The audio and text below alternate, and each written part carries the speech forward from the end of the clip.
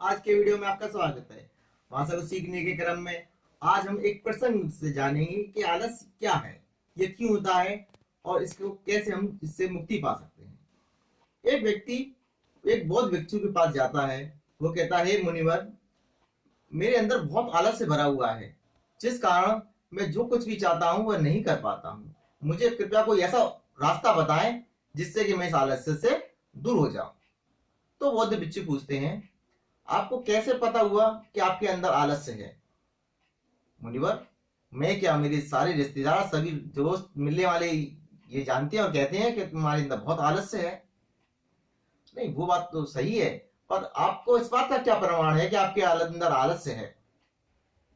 गुरुवर, मुझे पता है कि व्यायाम करने से शरीर स्वस्थ रहता है, आदमी फिट रहता है, फिर भी मैं नहीं कर पाता हूं। मैं सुबह जल्दी जाग ही नहीं पाता हूं। आलस से मुझे सुबह जल्दी उठने ही नहीं देता है। इस वजह से मुझे लगता है कि मैं बहुत बड़ा आलसी हूं। तो वो बौद्ध भिक्षु मुस्कुराए। उन्होंने कहा, अच्छा, तो तुम इस तरह के आलस्य की बात कर रहे हो। तो अच्छा, मेरे एक प्रश्न का जवाब दो कि तुम आलस्य से क्या समझते हो? तो वो व्यक्ति बोलता है कि मुनिवर, मुझे आलस्य का अर्थ तो नहीं मालूम, पर मुझे एक चीज मालूम है कि ये बहुत बुरी चीज होती है। इसकी वजह से आदमी वो कुछ नहीं कर पाता जो कुछ वो चाहता है। तो बौद्ध भिक्षु कहते हैं, ऐसा नहीं है। आलस्य को पहले आलस्य को समझो कि आलस्य क्या है। आलस्य के बारे में अपनी धारणा मत बनाओ। देखो, प्राकृतिक रूप से इंसान के शरीर में जो कुछ भी दिया गया है उस सबका कुछ ना कुछ उपयोग है। कोई भी चीज अच्छी या बुरी नहीं है। और आलस्य हमारे शरीर का कोई अंग नहीं है। आलस्य एक भाव है, एक विचार है जो कि हमारे शरीर के अंदर पैदा होता है। तब हमें लगता है कि हम आलसी हो गए। पर आलस्य किस स्तर पे होता है ये जानना बहुत जरूरी है। तो वो व्यक्ति पूछा, बताइए गुरुवर कि आलस्य क्या होता है, कैसे आरंभ होता है? तो गुरुदेव कहते हैं कि आलस्य दो स्तर पे होता है, एक शारीरिक स्तर पे और एक मानसिक स्तर पे। दो स्तर से आलस्य शुरू होता है। अच्छा, तो शारीरिक स्तर पे पहला आलस्य हमारे भोजन से स्टार्ट होता है। हम जिस तरीके का खाना खाते हैं वो वही ऊर्जा देता है हमारे शरीर को चलाने के लिए, हमारे शरीर में काम करने के लिए। अगर हम इस तरीके का भोजन ले रहे हैं जिसमें खुद ही कोई जीवंतता नहीं है, तो वो हमारे शरीर को किस तरह की एनर्जी देगा? हमारा शरीर ऊर्जा से चलता है, और जिस तरीके की ऊर्जा हम शरीर को देंगे तो हमारा शरीर वैसा ही बर्ताव करेगा। अगर हम गलत तरीके का भोजन कर रहे हैं तो हमारा शरीर निश्चित ही आलस्य में पड़ जाएगा। और दूसरा कारण होता है शारीरिक आलस्य का आसन, कि हम किस तरीके से बैठते हैं, किस तरीके से चलते हैं, किस तरीके से लेटते हैं, किस तरीके से सोते हैं।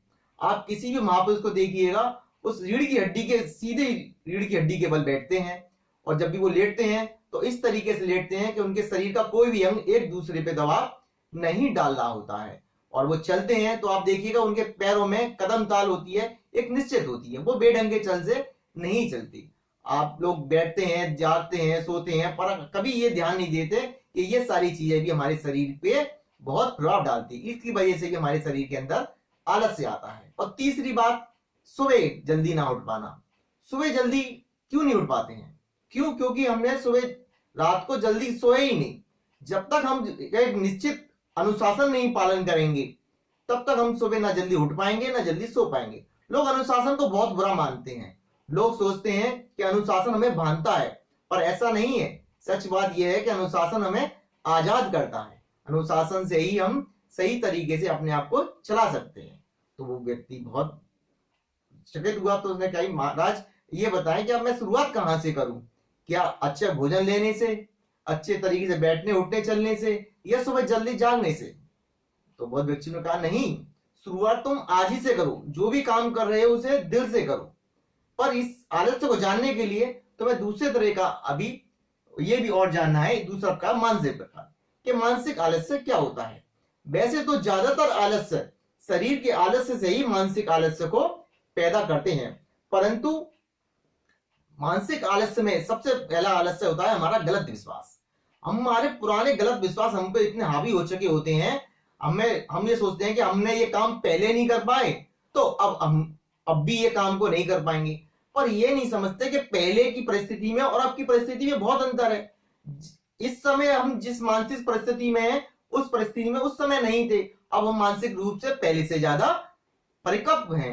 तो इस बात को भी हमारे दिमाग के अंदर होना चाहिए। अगर हम इन पुरानी धारणाओं को बना के रखेंगे कि हमारे अंदर अपनी काबिलियत नहीं है, तो हमारे शरीर के अंदर आलस्य आ जाता है। अगर हमें अपने ऊपर विश्वास नहीं है कि इस काम को हम कर सकते हैं, ये इस काम को हमारे द्वारा किया जा सकता है, तो हमारे ऊपर आलस्य हावी हो जाता है।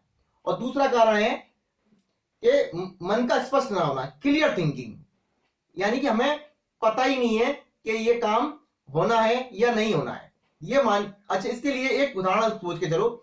जैसे कि आप किसी वन में चले गए हो और शाम होने वाली है और आपको पता नहीं है कि आपके घर का रास्ता कहाँ है, तो बताओ आप क्या करोगे? आप आलस के वजह से वहीं रह जाओगे? तो कहता नहीं गुरुवर, मैं तो तलाश करूंगा कि मेरे घर का रास्ता कहाँ से निकलेगा।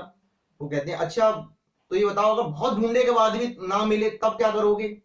मैं फिर भी कोशिश में लगा रहूंगा कि मैं अपने घर का रास्ता ढूंढ सकूं। यही बात, अगर मन पे बहुत सारे विकल्प होते हैं तब मन आलस्य में आ जाता है, पर मन पे अगर सिर्फ एक ही विकल्प है कि यही काम होना है, तो वो उसी काम को करता है। तो मन अगर स्पष्ट है, क्लियर थिंकिंग है, तब आप उस काम को करेंगे, वरना आलस तुम्हारे ऊपर हावी हो जाएगा। अब आप सुबह क्यों नहीं जल्दी उठ पा रहे? क्योंकि आपकी नजर में अभी वो चीज नहीं आ रही। आपको नहीं पता कि स्वस्थ शरीर के क्या फायदे हैं, आपको नहीं पता कि आपको जब बीमारियां घेरेंगी तो आपको जो पीड़ा होगी उस पीड़ा का आप दुख महसूस नहीं कर पा रहे। आप वो चीजें अभी महसूस नहीं कर पा रहे कि रोग में क्या क्या परेशानी होती है। अगर आप ये मन स्पष्ट हो गया तो आपके अंदर से आलस से भाग जाएगा। और तीसरी सबसे बड़ी, किसी काम को करने की एक स्पष्ट वजह होनी, बड़ी वजह होनी चाहिए। तब अगर नहीं है कोई बड़ी वजह तो आपके ऊपर आलस से हावी होगा। जैसे कि आप मान लो कि सड़क पर चल रहे हो और आपको चलते चलते आपको आलस आ रहा है, अब मैं उससे नहीं चला जा रहा।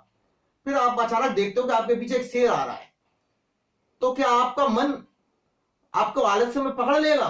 कि आपका शरीर आपको उस समय ये कहेगा कि नहीं मैं रुक जाता हूं? नहीं, उस समय आपको आलस्य नहीं आएगा। क्योंकि आपको वजह है, आपको पीछे वजह दिख रही है कि मुझे इससे बचना है, और उस वजह से आप वहां से दौड़ना चालू करोगे और अपने आप को बचा लोगे।